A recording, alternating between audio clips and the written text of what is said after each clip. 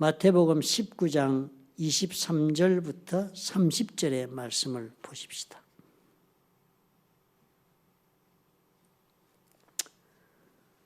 예수께서 제자들에게 이르시되 내가 진실로 너에게 이르노니 부자는 천국에 들어가기가 어려우니라.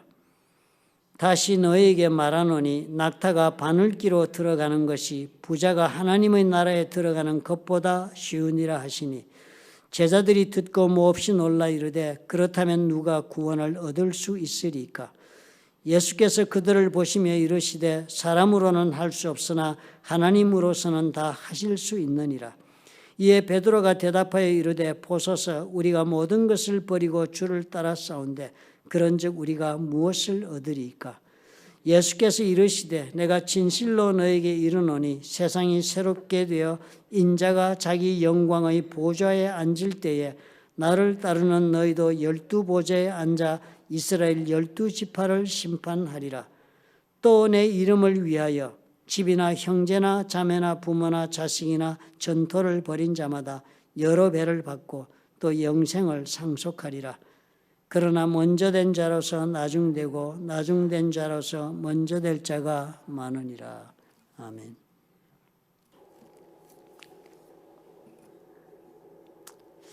매일 말씀을 읽고 묵상한다는 것이 쉽지가 않구나 하는 것을 아마 지금쯤 많은 분들이 경험하고 있을 줄로 압니다. 우리 연초에 시작을 했지만요. 사실 마음을 먹고 그렇게 묵상을 매일 이렇게 하고 싶어 한다 할지라도 깜빡 바쁜 일이 생기면은 그만 잊어버리고 지나치기가 너무 쉽지 않습니까? 그래도 여러분 포기하지 마셔야 합니다.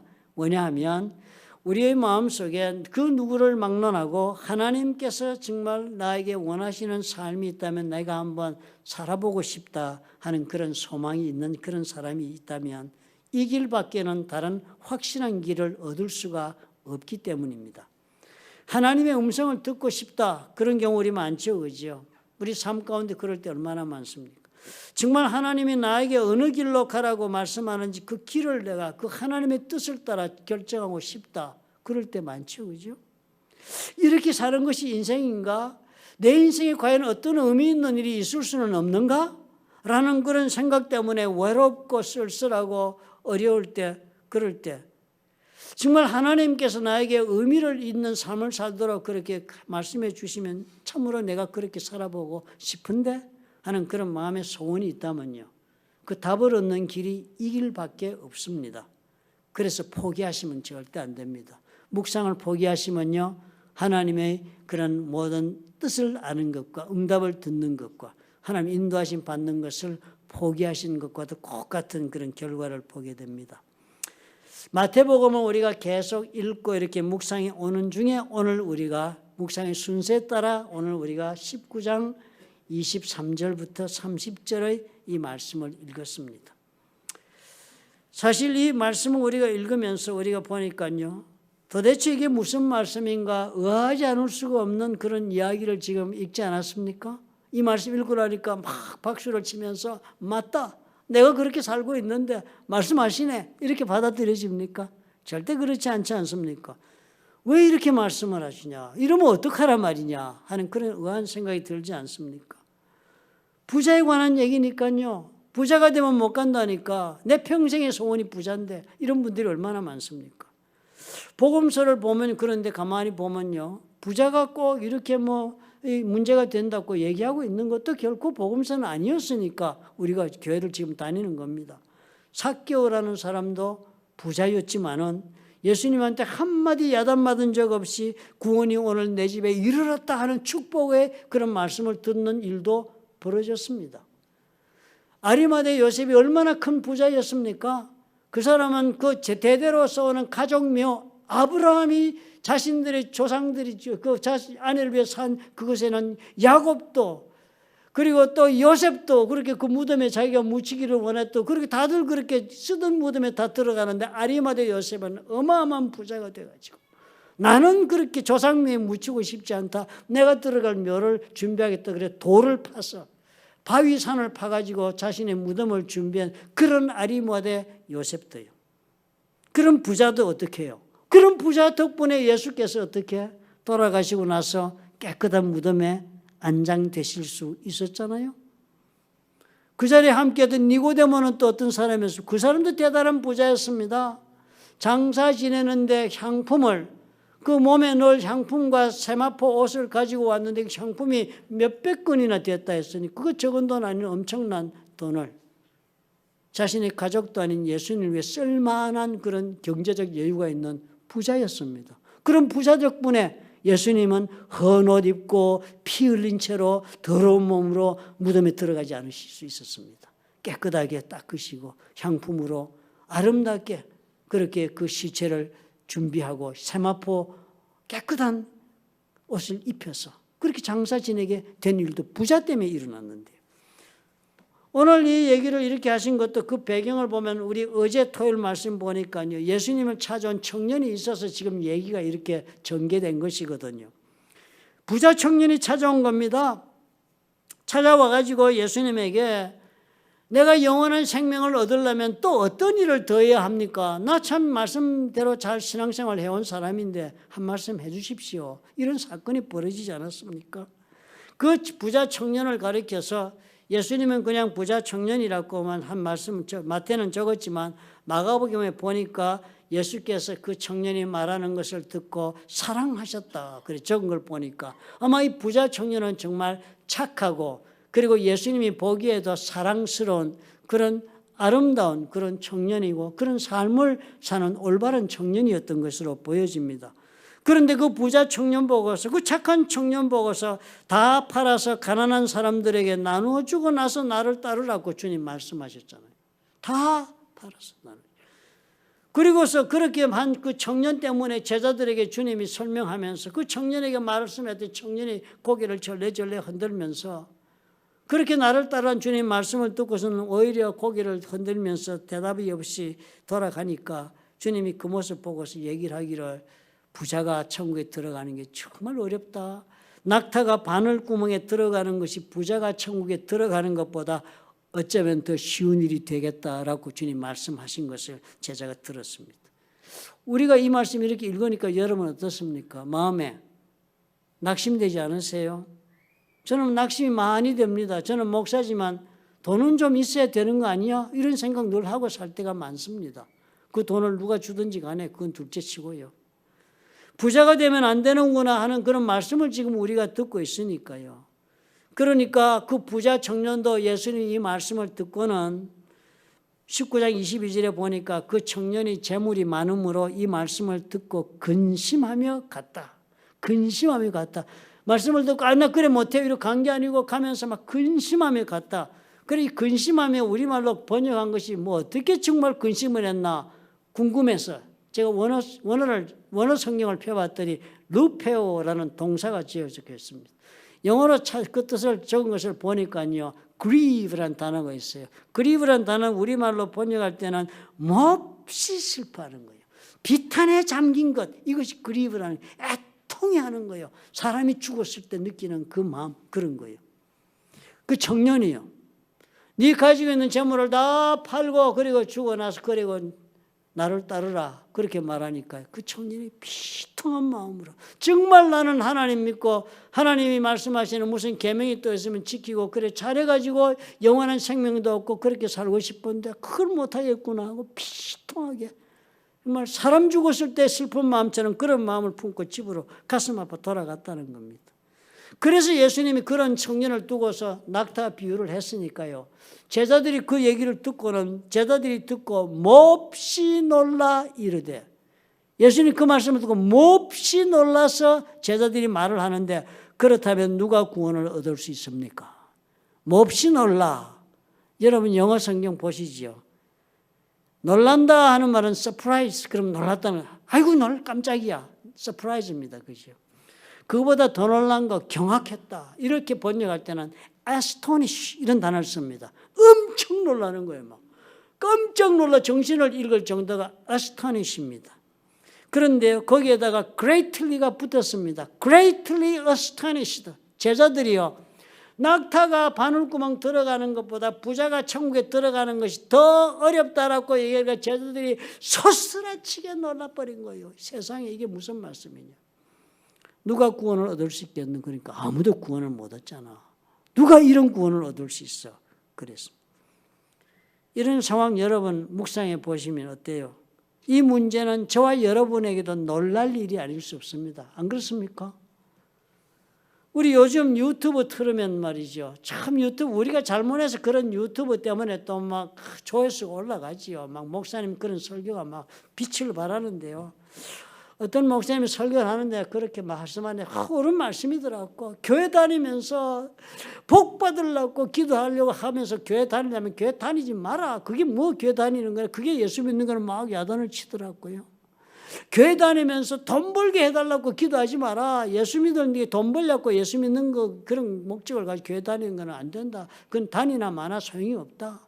병 낫기 위해서도 기도하지 마라. 예수 믿는 것이 병 낫는 것이 목적 아니 막 이러고 설교를 하시니까 하도 호통을 쳐대고 막 그러시니까 우리가 사실 그런 거 보고 하면 어떻게 해요? 마음에 뭐 대꾸할 말이 없습니다.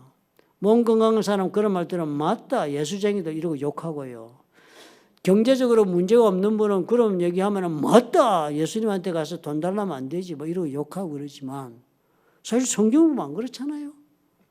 구약의 하나님이 이스라엘 백성들이 약속한 건 뭐예요?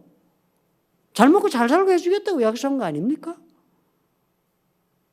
또 모든 성경을 봐가지고 예수 믿어가지고 팔자 고쳤다는 얘기가 다 성경 얘기지. 예수 믿어가지고 신세 망해가지고 거지 됐다는 이야기가 어디 있습니까? 예수님도 말씀하셨잖아요. 베드로의 전서도 적고 다 적기를 뭐라 그랬습니까? 예수님 다 병도 고치고요. 밥도 먹여주시고 하시면서 예수님 뭐예요? 예수께서 채찍으로 맞음으로 너희가 나무를 입었다 했으니까 교회 가서 병 낫게 해달라고 기도하는 거 지극히 당연하고 야고보서는 그래서 적기도 했습니다. 교회 가서 장로를 초청하여 병든 자가 있으면 병 낫기를 왜 기도해라. 하나님은 자기 자신을 소개하실 때 출애굽기 다음에 소개하시면서 신명기에서 뭐라 그랬습니까? 나는 여호와 라파 고치시는 여호와라 병 고치는 하나님이라고. 그런데 그런 하나님 믿으러 교회 가면서 병 낫게 해달라고 기도하면 안 된다고요. 그런 축복을 주고 그렇게 창대하게 해준다 해가지고 하나님이 구약에 보니까 다 먹고 살게 해주시고 다 재물로부터는 자유롭게 풍족하게 해준 게 다 하나님의 기록이라고 성경 우리에게 우리는 그 성경 읽고 하나님의 이런 하나님 배우는데 교회 가면은 물질 축복 달라고 기도하면 안 된다고요. 이건 문제 아닙니까? 이거 어떻게 여러분 해석해야 좋겠습니까? 오늘 이 말씀을 보니까요. 참 난감한 말씀이다 하는 생각이 듭니다. 혼란스럽잖아요. 이 말씀을 보고 그래서 오늘 우리가 묵상을 통해서 답을 찾자 하는 것입니다. 첫 번째 주님은 말씀하시는 게 돈 얘기하고 계신 게 아닙니다. 주님 말씀하시는 첫째는요. 물질을 소유하는 것이 문제가 되는 것이 아니라 물질을 소유하는 것이 문제가 아니라 물질에 대한 나의 태도가 문제가 된다는 것입니다. 대단히 중요한 말씀이죠. 그죠? 여러분 무슨 말씀이 이해가 되죠? 그죠? 내가 돈을 얼마를 가지고 있느냐 없느냐 이게 문제가 아니고 내가 가지고 있는 물질에 대해 나는 어떤 태도로 그 물질을 사용하고 있느냐 이게 중요하다는 거예요. 이게 문제라는 거예요. 예수님 말씀을 한번 다시 읽어봅시다. 내가 진실로 너에게 이르노니 부자는 천국에 들어가기가 어려우니라. 다시 너에게 말하노니 낙타가 바늘기로 들어가는 것이 부자가 하나님의 나라에 들어가는 것보다 쉽다. 그랬으니까요. 말씀하시기는 뭐예요? 낙타가 바늘기로 절대로 못 들어가니까 부자가 천국에도 절대로 못 들어간다라고 말씀하시는 비유입니다. 예수께서 제자들이 이렇게 말씀하신 것은 이렇게 이해하니 그 부자 청년이 재물 때문에 다 포기하고 가니까요. 예수님 다른 것을 포기하니까 그 비통해하면서 집으로 돌아간 그 모습 보고 제자들이 이 말씀을 지금 해주신 것이라 하지 않았습니까? 청년은 어떤 삶을 사는 청년이었습니까? 신실하게 살아온 청년이었습니다. 또 앞으로 무엇이든지 예수님, 무엇이든지 또 다른 계명을 지켜가지고 내가 좀 더 완전한 하나님의 아들이 돼서 천국 갈 수 있다면 주여 가르쳐 주옵소서. 무엇을 하면 좋겠습니까? 라고 예수님에게 찾아와 물어본 그런 청년인데 예수께서 말씀을 하니까 그 말씀 나는 그렇게 할 수 없다고 돌아간 게 청년이니까요. 제자들이 듣고 몹시 놀랄 수밖에 없는 그런 말씀이 된 것입니다. 그런 제자들에게 주님이 이렇게 말씀을 하세요. 제자들이 몹시 놀라 이르되 그렇다면 누가 구원을 얻을 수 있으리까? 라고 제자들이 놀라 자빠지니까 예수님이 그들을 보시며 이르시되 제자들 보고 말씀을 하시기를 사람으로는 할 수 없으나 하나님으로서는 다 하실 수 있느니라. 그렇게 말씀하신 거예요. 영원한 생명을 얻고 천국에 들어가고 구원받는 거는 그렇다면 부자로는 불가능하고 이건 도대체 어느 누구도 그렇다면 안 되겠다라고 생각하는 그런 제자 예수님 하시는 말씀이 뭐예요? 그거 사람이 하는 일이 아니라 하나님이 하신다. 하나님이 하신다. 사람이 하고자 하면 할 수 있는 일이 되지 못한다. 이 말씀을 지금 하시지 않았습니까? 그러니까 주님 뭐라고 말씀하세요? 천국에 가는 일, 구원을 얻는 일은 사람의 일이 아니라고 말씀하십니다. 그러니까 그것은 사람이 부자거나 가난하거나 사람이 총명하거나 우매하거나 아니면 지체가 높거나 낮거나 이런 것으로 천국에 들어가는 것이 가능해지고 불가능해지고 하는 일, 그런 사람의 일이 아니다라고 주님이 말씀하신 것입니다. 부자거나 가난하거나 관계가 없어요. 지체가 높거나 낮거나 관계가 없고요. 지혜롭거나 우매하던 그런 것들이 조건이 되어서가 아니라 하나님께서 구원하시기로 택하신 사람, 그래서 부르신 사람이 천국에 들어간다라고 지금 주님이 답을 하신 것입니다. 그러니까 부자가 되어서 천국에 못 들어간 게 아닙니다. 이 청년은 왜 천국에 못 들어가는 사람이 되고 말았습니까? 부자라서요? 아니지요. 자신이 가지고 있는 그 물질에 대한 태도 때문에 스스로가 천국에 가지 않기로 선택하고 예수님 따르는 것을 포기하고 돌아가기 때문에 천국 못 간 것입니다. 청년이 처음에 찾아와서 질문했을 때 예수님 물질에 대해서 언급조차 안 했습니다. 그 청년이 물질을 얼마 가지고 있는지 관심도 없었고요. 주님은 그것으로부터 그 인생을 판단하지 않습니다. 사실 부자의 기준이라는 게 여러분 어떻습니까? 부자의 기준이 중요하죠. 누구를 기준으로 내가 부자인가 아닌가 판단하는 겁니다. 그죠? 하워드 휴스, 폴 게티 이런 사람을 비교하면 여러분들은 거지입니다. 그죠? 그 사람 가진 게 비교하면. 그렇지만 저에게 비교하면 여러분은 떼부자입니다. 집을 가지고 계시잖아요. 집 가지고 계신 분들은 지금 시가가 얼마입니까? 수십만 불이 넘잖아요. 떼부자세요, 여러분은. 기준점이 문제입니다. 예수님을 기준으로 보면 여러분 떼부자입니다. 저도 부자고요. 엄청난 부자입니다. 예수님 기준으로 보면. 기준입니다. 그러므로 이 청년에게 주님께서는요, 네가 부자라서가 이렇게 문제가 된 게 아닙니다. 청년이 물었잖아요. 무슨 선한 일을 하여 영생을 얻으리까 물었을 때 주님 가르쳐 줬습니다. 무슨 말씀 줬습니까? 계명을 말씀하셨습니다. 어느 계명을 지켰느냐라고 청년이 물어보니까요. 뭐 어떤 걸 더 하나 더 지키면 내가 좀 더 좋아지겠습니까? 무슨 말씀을 내가 지키면 내가 좀 더 좋은 신앙인이 되겠습니까? 물은 거나 똑같은 질문을 가지고 오니까 주님이 계명을 가르쳐 준 거예요. 놀랍게도 주님이 10계명 중에 가르쳐준 계명은요, 보니까 다 인간관계에 관한 계명입니다. 세상살이에 관한 계명이에요. 세상에 살면서 어떻게 살아야 하는지 말하는 계명만 그 청년에게 물었습니다. 그리고 그것을 한마디로 정리한 게 뭐였습니까? 그것까지 덧댔습니다. 계명 중에 계명을 둘로 정리하면 두 번째 계명이라고 주님께서 스스로 말씀하신 내 이웃을 내 자신과 같이 사랑하라 하신 것이다. 이 계명이다. 그렇게 얘기했습니다. 그런데 청년의 반응이 얼마나 놀랍습니까? 이 모든 건 내가 다 지켰다. 아직도 무엇이 부족합니까? 내가 다 지켰는데요. 인간관계에서 이렇게 말씀하시는 거, 살인하지 말라, 나 사람 안 죽였고, 도둑질하지 말라, 간음하지 말라, 그런 것은 상상도 하지 않고 생각지도 않고 사고 나 깨끗하게 사는 인생을 얘기하지 않았습니까? 그런데 사실 내가 다 지켰사온데 더 무엇이 부족한 것인가? 라고 묻는 것. 우리는 주를 알고 예수를 아니까 이 청년의 속사람이 들여다 보이지 않아요? 이 청년은 무엇이 죄인지를 알지도 못한 채로 살고 있는 순진한 자기중심주의적인 그런 사람일 따름입니다. 분명하게도 본인 스스로는 계명을 다 외형적으로 잘 지키고 있다고 믿고 있음에 틀림이 없습니다. 그리고 외형적으로 잘 지키고 있을 것입니다. 그러나 주님께서 그럼에도 불구하고 왜 그 계명을 너는 죄인이다라고 말씀하지 않고 주님께서는 그 계명을 말씀하셨겠습니까? 죄라는 것은 아무리 다른 사람이 너 이런 죄가 있다라고 지적을 한다 할지라도 본인이 그것이 죄라는 것을 깨닫지 않으면 전혀 본인은 죄라는 것 인정하지 않고 사는 것이 사람이기 때문입니다.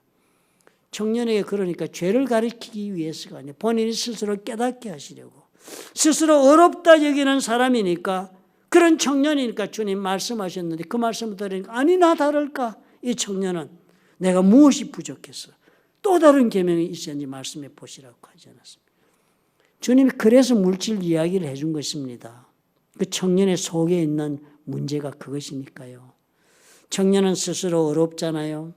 나 잘 만큼 한다고 생각하잖아요. 스스로 내 능력에 의존해서 말씀대로 나는 잘 살고 있는 신앙인이라고 자부하고 있잖아요. 그리고 더더욱 더 신앙인 되고 노력하는 고결한 영성을 가진 그런 사람이잖아요. 신앙생활 잘하면서도 기도원 가서 금식기도 철따라하고 부흥에 쫓아가고 무슨 좋은 일 있으면 찾아가서 은혜 받으려고 다니는 그런 사람처럼.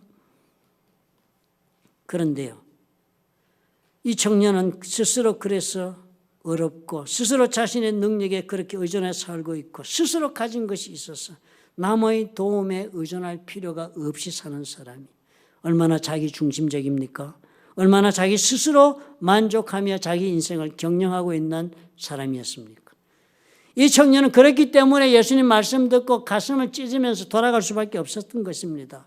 이것만은 할 수가 없기 때문이에요. 이것을 해야 한다면 이것만은 할 수 없기 때문에 가슴을 찢으면서 간 것입니다. 자신의 물질이 자신의 지금 어려운 삶을 만들어주고 있는 자원이 되고 있기 때문입니다. 그 물질이 있어서. 그래서 지금 하나님 앞에 계명도 잘 지키고 사람과도 잘 지내고 사니까요.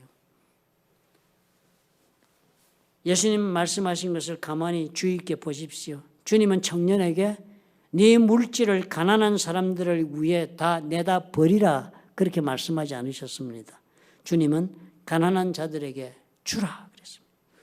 물질을 내다 버리는 것이 아니라 목적을 가지고 사용하라 그렇게 말씀하신 거 아닙니까? 목적을 가지고 써라. 주는 것은 버리는 것과 다르죠. 청년은 이 모든 계명을 다 지킨다고 자부하면서 내 이웃을 내 몸같이 사랑하라고 계명도 다 지켰다고 그렇게 답을 하면서도 예수님의 주라는 그 명령에는 답을 하지 못합니다. 답을 하지 않았습니다. 고의적으로. 그 당시 랍비들과 이 청년을 포함해서 그 당시 유대인들이 돈 좀 있노라 하는 그런 권세 있는 사람들은요, 이 랍비들의 덕분에 자신들의 그 사는 삶을 아주 하나님 앞에 신앙적으로 정당화시키고 살았습니다. 이 랍비들이 종교법을 많이 만들어 주었습니다. 이 사람들이, 이 랍비들은 부자들을 위해서 이렇게 율법을 해석을 합니다. 자신들의 부와 이기심을 정당화시켜 주려고요. 부를 축적하는 것은 선한 일이다. 랍비들 그렇게 유대인들을 가르칩니다. 그리고서 유대인들은 그 평생에 하나님 앞에서 의무가 과부와 고아를 구제하는 것이 그 사람들의 신앙의 명령이었습니다. 그러니까 구제해야 되니까. 구제하면 자기 돈이 나가잖아요. 돈 많은 부자 많이 내놓으라고 세상 사람이 쳐다보는 거 그거 한겹없이 쳐다볼 거 아닙니까? 그러니까 랍비가 정당화시켜주기 위해서 이렇게 종교법을 하나 자기들끼리 내규를 만들어줬습니다. 해석을 해줬습니다. 자기 재산의 5분의 1 한해서 5분의 1이면 벌써 20%입니다. 그죠? 그러니까 10의 1조의 2배니까 이만하면 5분의 1 정도가 되게 가난한 사람들을 위해서면 충분하다. 그것보다 더 쓰는 사람은 어리석은 사람이고 또 그것보다 더 쓰는 사람은 어쩌면 그 사람은 교만한 죄를 짓는 사람이 될 수도 있다. 이렇게 가르쳤습니다. 그렇게 다 믿고 그렇게 살았어. 다 부자로 사는 것이 하나님의 복이라고 살았습니다. 그러니까 청년이요. 그게 선택이 되겠습니까? 이 청년은 예수님을 찾아와서 답을 구하고자 있었지만 예수님을 따르는 데에는 아무 뜻이 없는 사람이었습니다. 이 사람은 스스로 의를 행하고 하나님 앞에 인정받고 어떻게 내가 인생을 제대로 살까? 어떻게 제대로 된 신앙인이 될까? 이런 것을 하나님 앞에 원하고 있었습니다. 그리고 그렇게 자신이 신앙인으로 제대로 살아가는 그 근거, 그 기반을 이루고 있는 그 자원이 되고 있는 것이 바로 자신이 가지고 있는 물질이었습니다. 그것에 뿌리가 내려 있었어요. 그걸 버리라는 거니까 애통하지요. 신앙생활 버리라고. 이거 무너지면 나는 신앙생활도 못하는데. 주님의 청년에 대한 제안은 물질을 버리라가 아니었습니다. 주님의 청년에 대한 제안은 나를 따르라였습니다. 따르는 조건이 간단했습니다. 다른 어떤 것에도 마음이 매여 있어서는 주님을 따라갈 수가 없으니까요. 물질에 마음이 사로잡혀 있으면 그 물질 처분하고 자유스러워져야만 주님을 따라올 수 있으니까 좋은 목적을 위하여 물질을 써라. 그렇게 주님께서 말씀해 준 것입니다. 삭개오 여러분 기억하시죠? 누가복음 19장 2절에 보면 삭개오는 키가 작다고 그랬습니다. 그리고 이 사람은 삭개오라 이름하는 자가 있으니 세리장이요 또한 부자다 그랬습니다. 세리장, 이 세리, 이 유대인, 이 마태복음에 나오는 세리라고 그러면 이 사람 세리는 다 매국노고 막 이렇게 사람들이 아주 그 뭐 국민들의 혈세, 세금을 막 뜯고 이런 걸로 추상 생각하지만 실제는 이 스몰 비즈니스 하는 사람들입니다. 독립 자영업자들입니다. 세리장 그러면은 이 세리장은 로마 정부로부터 세금 걷는 권리권을 산 사람입니다. 그래가지고 로마 정부에서 이 구역에서 세금을 100만 불을 걷어라 그러면은 자기가 100만 불 걷어서 로마에 주고 150만 불 걷으면 50만 불은 자기가 먹어도 되는 것을 로마 정부가 허락하는 비즈니스. 그것이 바로 세리의 업무입니다.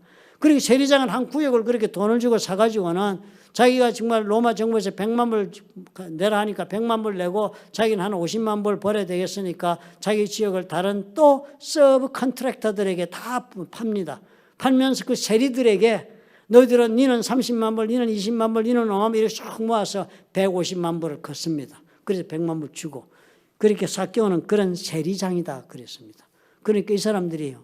그런 돈 벌자니까 국민들에게 얼마나 그 착취를 하겠습니까? 정당한 세금을 받으면 수입이 없으니까. 그리고 부자다. 그래서 부자가 됐습니다. 그런데 삭개오가요. 예수님 이야기를 들은 것입니다. 그리고 키가 작으니까 예수님이 어떤 분인지 알고 싶어가지고 나무 위에 올라갔습니다. 그랬더니 예수께서 그곳에 이르셔 쳐다보시고 삭개오를 보시고 이르시되 삭개오야 속히 내려오라. 내가 오늘 네 집에 유하여야 하겠다. 엄청난 말씀하신 거 아닙니까? 예수님을 만나기만 해도 병을 고치고 팔자를 고치는데 예수께서 지금 삭개오에게 아무 조건 없이 내려와. 내가 오늘 네 집에서 잠 좀 자야겠다. 엄청난 지금 사건이 벌어진 거 아닙니까? 급히 내려와서 즐거워하며 영접하고는 얼마나 좋았겠습니까? 사람들은 욕했지요. 그런데 내려와가지고 삭개오가 주님 앞에 탁 서더니 말을 하는 거예요. 주께 여짜오되 주여 보시옵소서. 내 소유의 절반을 가난한 자들에게 주겠사오며 만일 누구의 것을 속여 빼앗은 일이 있으면 네 갑절이나 갚겠나이다. 우리가 이걸 읽으면 아직도 돈 얘기한 걸로 우리가 또 오해하기 쉽습니다. 예수님 삭개오에게 돈을 내놓으라 한 적도 없습니다. 삭개오를 택하여 구원해 주시려고 오늘 네 집에 유하겠다라고 지금 삭개오를 불렀습니다. 그런데 그런 부름을 받은 삭개오는 내려오더니 다짜고짜로 지금 재산 절반 내놓겠다고. 그 재산이 어떤 재산이라 그랬습니까? 제가 설명했지요. 백성들의 피를 짜서 모은 재산이에요. 정당하게 세운 것은 한 푼도 남을 것이 없는 백성들의 고혈을 짜서 모은 재산이에요. 얼마나 부당하게 벌은 것이 많았겠습니까? 자기의 죄를 내가 스스로 내 손으로 이제는 죄를 회개하고 풀겠다고 지금 말하는 거예요. 내 벌은 재산 반 다 내놓겠습니다. 부당하게 벌은 거니까. 그 말씀하는 거예요. 그 다음에 뭐라 그랬습니까? 속여 빼앗은 것이 있으면 내갑절 갚는다. 왜 내갑절이요? 유대인들의 법 레위기에는 남의 것을 도적질하거나 빼앗거나 손해를 입히면 4배를 갚으라 돼 있으니까 4배 갚겠다. 그 말은 뭐예요? 내가 다 죄진 거 있으면 원상 복구하겠습니다. 이 말 하는 거지. 지금 삭개오가 돈 말하는 게 아니라고요. 이걸 돈 말한다고 생각하면 안 되죠. 그러니까 주님께서 어떻게 해요? 삭개오에게 오늘 구원이 네 집에 임하였다라고 말씀하신 거예요. 예수님 그랬습니까? 삭개오야, 넌 부자잖아. 네 재산 다 팔아 죽어서 나를 따르라. 그 말씀 안 하셨습니다. 오늘 구원이 이 집에 이르렀으니 이 사람도 아브라함의 자손이로다. 아브라함 얘기를 왜 해요? 삭개오 보시고 예수님이. 아브라함이 언제 사람인데?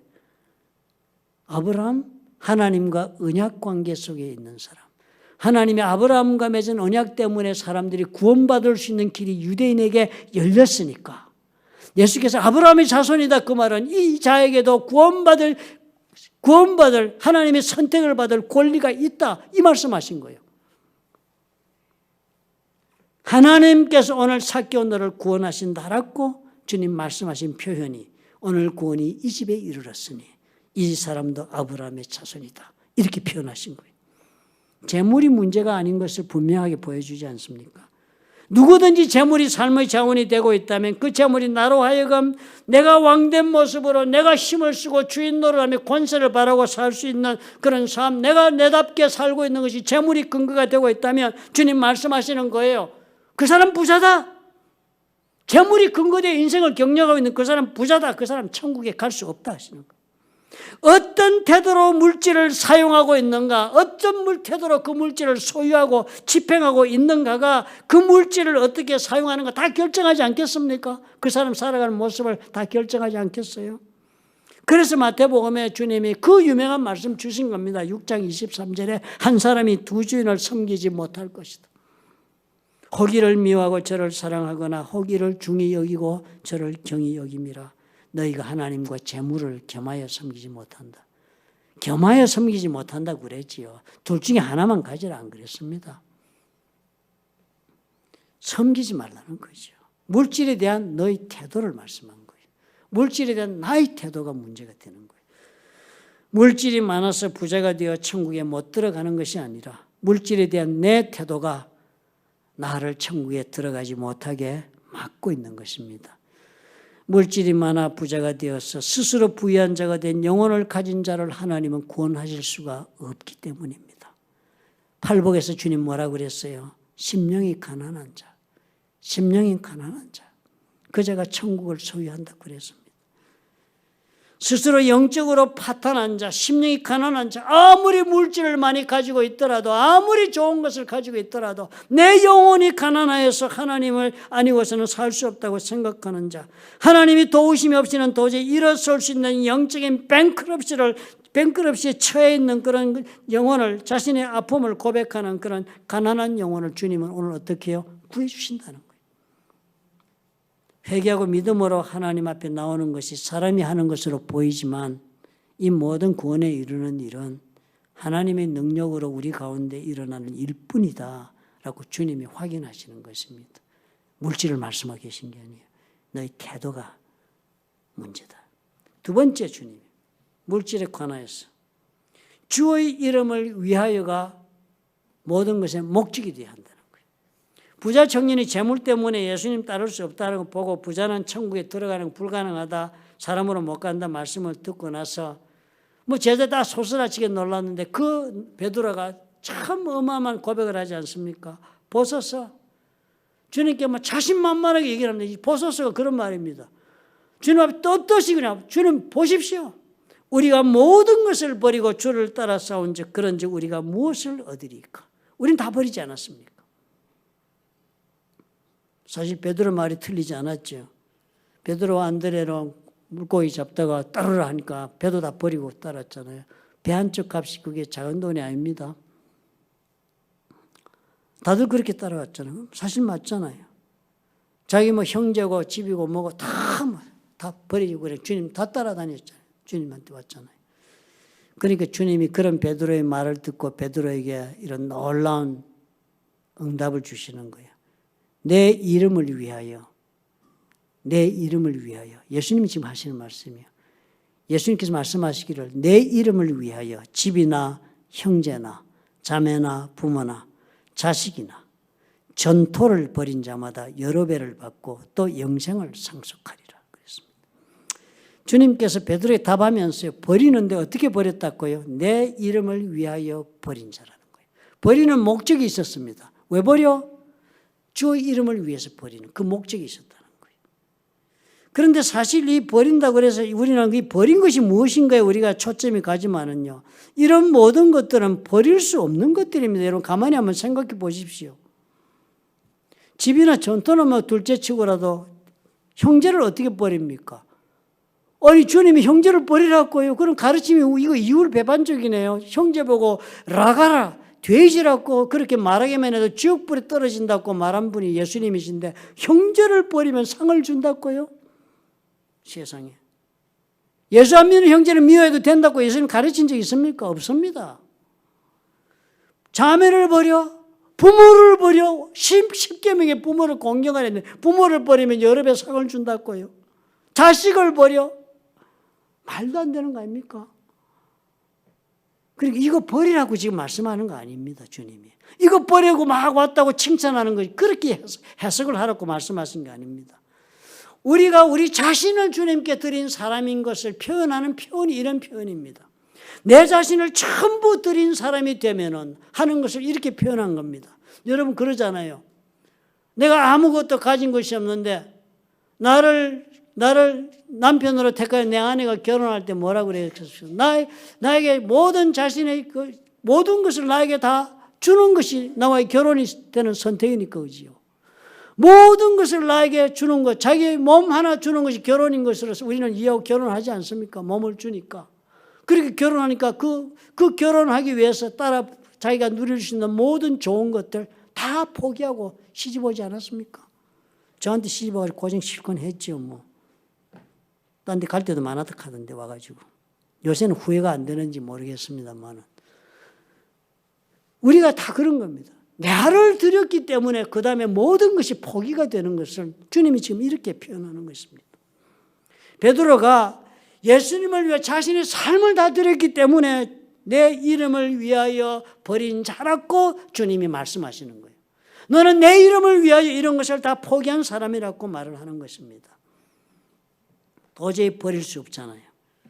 자신의 재산인 집을 버릴 수는 있겠습니다. 돈보다 더 가치 있는 목적을 위해서라면. 그러나 형제나 자매나 부모는 버릴 수 없습니다.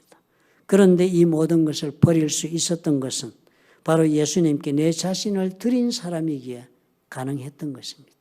예수님께 내 자신을 드린 삶을 선택하고 보니까 이런 버린 결과가 발생한 것입니다. 예수님께 내 자신을 우리가 드릴 수 있다면 나에게 소중한 그 어떤 것도 주의 이름을 위해서라면 포기할 수 있겠는가 하는 질문인 것입니다. 주님께서 결코 저와 여러분에게 물질을 포기하라고 말씀하고 계신 것 아닙니다.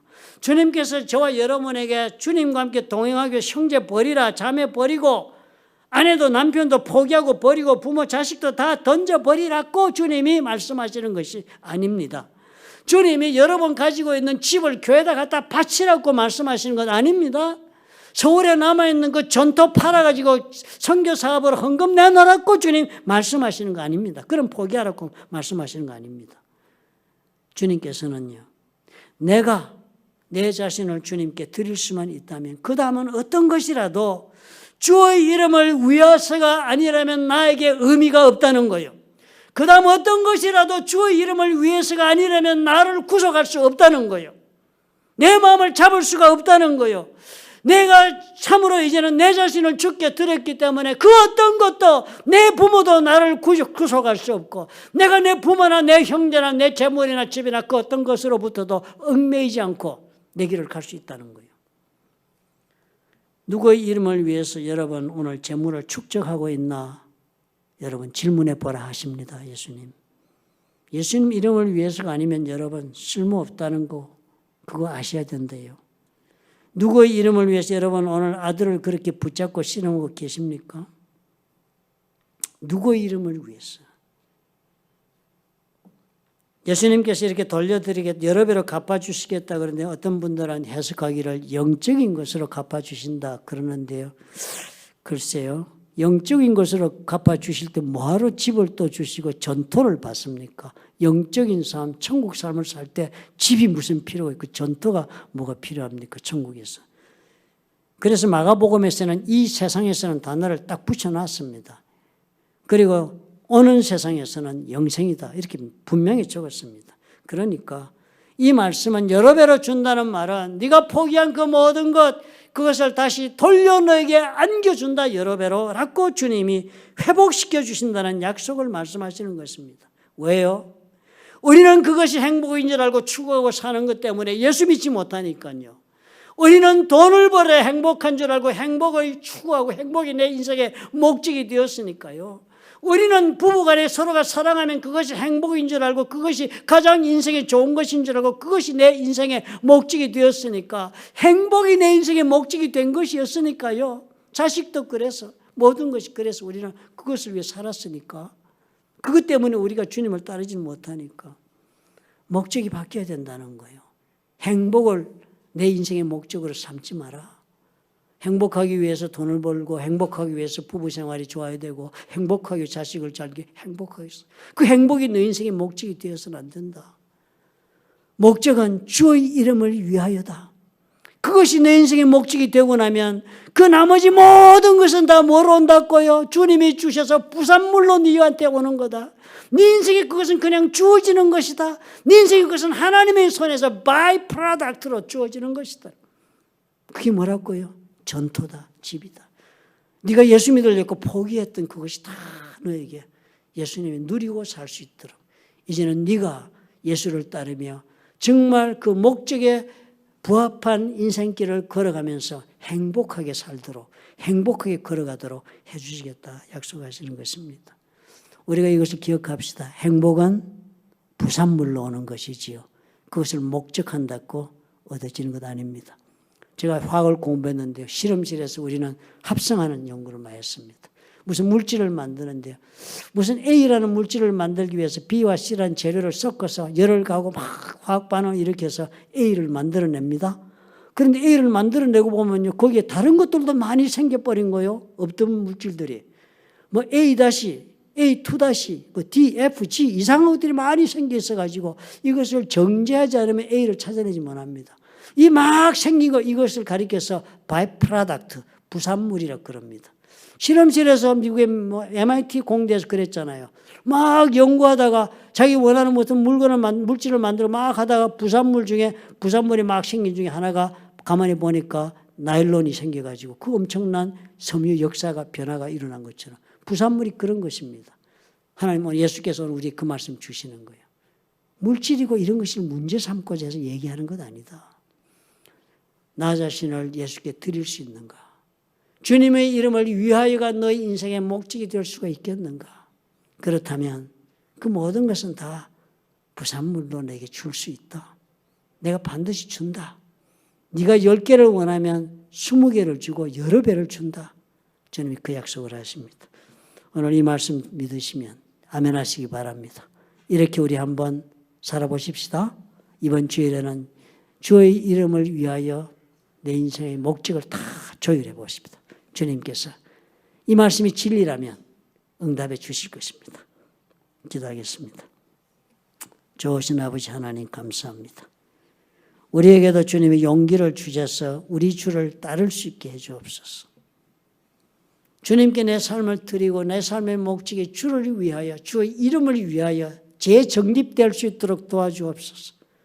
그리하면 참으로 우리 주님 말씀하신 대로 내가 가지고 있는 소유와 내가 관계하고 있는 인간관계와 내가 누리고 있는 모든 사회적인 이런 연관적인 모든 일들이 다 주님의 뜻 안에서 협력하여 아름답게 나를 행복하게 만드는 요건들로 쓰임받게 될 줄을 주여 믿습니다. 주님 도와주시옵소서.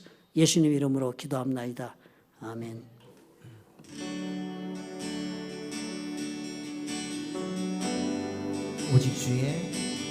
오직 주의 사랑에 매여 내 영 기뻐 노래합니다. 이 소망의 언덕 기쁨의 땅에서 주께 사랑 드립니다. 오직 주의 제 안에 갇혀 내 영 기뻐 찬양합니다. 이 소명의 언덕 거룩한 땅에서 주께 경배드립니다. 주께서 주신 모든 은혜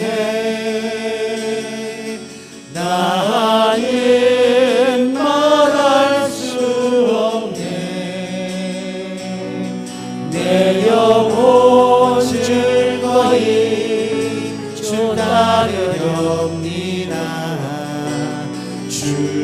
주께 상 드립니다. 주께서 주신 모든 은혜 주께서 주신 모든 은혜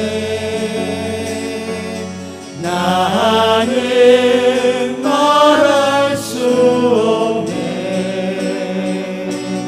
내 영혼 즐거이 주 따르렵니다. 주께 상 드립니다.